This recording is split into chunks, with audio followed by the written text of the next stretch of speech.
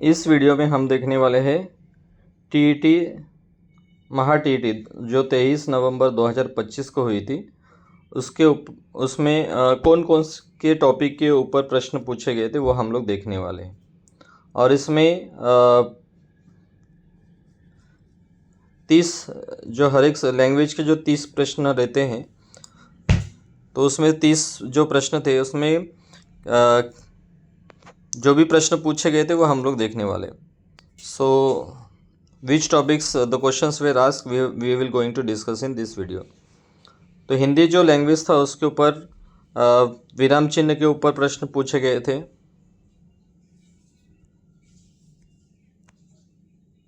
विराम चिन्ह के ऊपर प्रश्न पूछे गए थे। इसके अलावा शुद्ध अशुद्ध शब्द, वचन, विराम चिन्ह, शुद्ध अशुद्ध शब्द, वचन के ऊपर उद्देश्य एवं विधेय, अलग अर्थ वाले शब्द,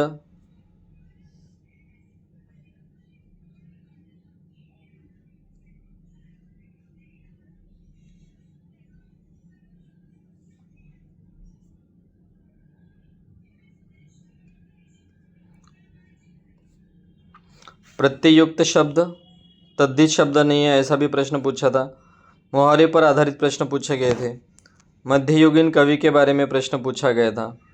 अनेक शब्दों के लिए एक शब्द, काबुलीवाला कहानी के लेखक, रेखाचित्र संस्मरण, ट वर्ग की पंचमाक्षर ध्वनि, प्रेमचंद की कहानियों का संग्रह, विलोम शब्द, पत्र का प्रकार, कारक प्रत्यय।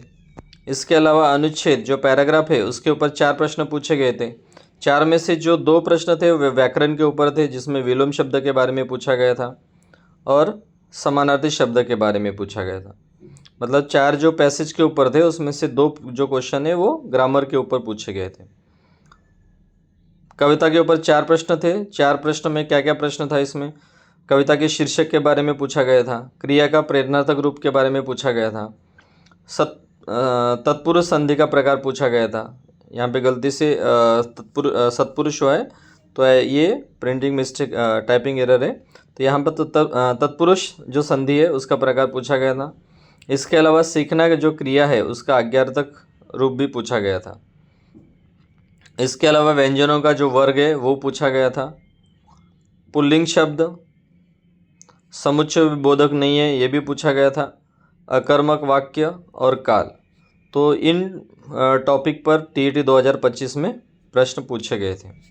तो इसमें से मैंने जो रेड इसमें दिया गया है, सबसे जो इजी है वो रेड इसमें मैंने उसको हाईलाइट किया है।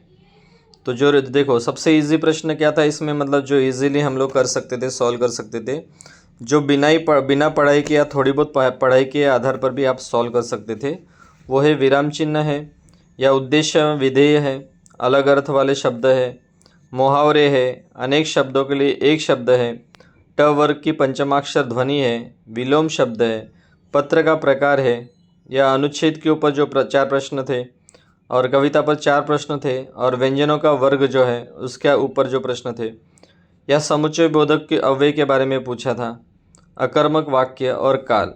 ऐसे जो टॉपिक है जो मैंने रेड इसमें हाईलाइट किया है, वो जो टॉपिक है आप या कम से कम पढ़ाई में या फिर या बेसिक भी नॉलेज है तो भी आप ये क्वेश्चन आप आसानी से सॉल्व कर सकते थे। विराम चिन्ह हो गया, शुद्ध अशुद्ध शब्द हो गया। तो ऐसे जो मैंने रेड में हाईलाइट किया है, तो इसमें आप देख सकते हैं कि कितने मार्क्स का वेटेज था। लगभग विराम चिन्ह 1 हो गया, 2, 3 क्वेश्चन हो गए यहाँ पे, मुहावरा 4, अनेक शब्द 5 क्वेश्चन हो गया, ट वर्ग की 6, विलोम शब्द 7, पत्र का प्रकार 8, और ये 4 प्रश्न पैराग्राफ के ऊपर थे और 4 प्रश्न कविता के ऊपर थे। 8 4 12 और 4 16, और ये व्यंजनों का वर्ग 17, समुच्चय बोधक ने 18, अकर्म वाक्य 19 और काल 20। मतलब 20 जो क्वेश्चन है वो आपके जो बेसिक नॉलेज के ऊपर थे।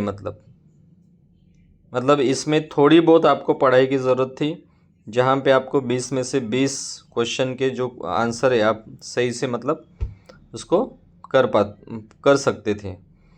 और बाकी जो प्रश्न है उसको थोड़ा बहुत और पढ़ना पड़ेगा। मतलब इस प्रकार हिंदी में जो है आपका जो हिंदी जो सब्जेक्ट अगर लेते हैं टीईटी में, तो आप अच्छे से स्कोर कर सकते हैं। तो मेरे हिसाब से हिंदी, मैंने इसके पहले के वीडियो में भी आपको बताया है कि अगर इंग्लिश और हिंदी लेंगे तो उसमें आपको ज़्यादा से ज़्यादा स्कोर करने के लिए आपको मौका है। अगर किसी का सही में बहुत अच्छा है मराठी, तो वो मराठी का चूज़ कर सकता है। मराठी का लैंग्वेज जो है वो इसमें ये कर सकते हैं, मराठी और इंग्लिश ले सकते हैं, या मराठी हिंदी ले सकते हैं। लेकिन अगर सही में मराठी का अगर कोई डिफ़िकल्टी लगती है तो आप हिंदी ले सकते हैं। Thank you so much.